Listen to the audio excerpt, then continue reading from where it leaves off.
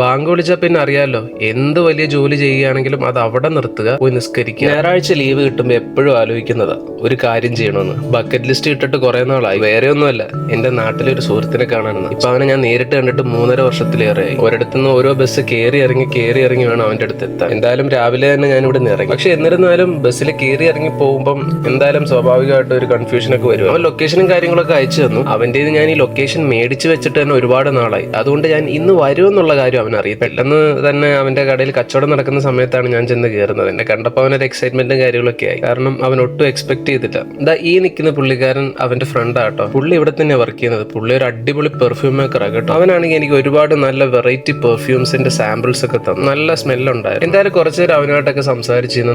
നല്ല കുറച്ച് പെർഫ്യൂംസ് ഒക്കെ ട്രൈ ചെയ്തു. അങ്ങനെ സംസാരിച്ച് നിന്നപ്പോഴാണ് പെട്ടെന്ന് ബാങ്ക് വിളിക്കുന്നത് കേട്ടോ. ബാങ്ക് വിളിച്ചാൽ പിന്നെ അറിയാലോ, എന്ത് വലിയ ജോലി ചെയ്യുകയാണെങ്കിലും അത് അവിടെ നിർത്തുക, പോയി നിസ്കരിക്കുക. അതാണ് ഇവിടുത്തെ റൂൾ. അതുകൊണ്ട് ഞങ്ങൾ എല്ലാവരും കൂടെ പള്ളിയിലേക്ക് ഇറങ്ങി. പള്ളി കഴിഞ്ഞ് വന്നപ്പോഴത്തേക്ക് ഏകദേശം ക്ലോസിംഗ് ടൈം ആയി. സൺഡേ ഒരല്പം നേരത്തെ ക്ലോസ് ചെയ്യും കേട്ടോ. അങ്ങനെ ഷോപ്പ് ക്ലോസ് ചെയ്ത് ഇന്നത്തെ സെയിൽസിന്റെ കളക്ഷൻസ് മൊത്തം മുതലാളിക്ക് അയച്ചു കൊടുക്കണം.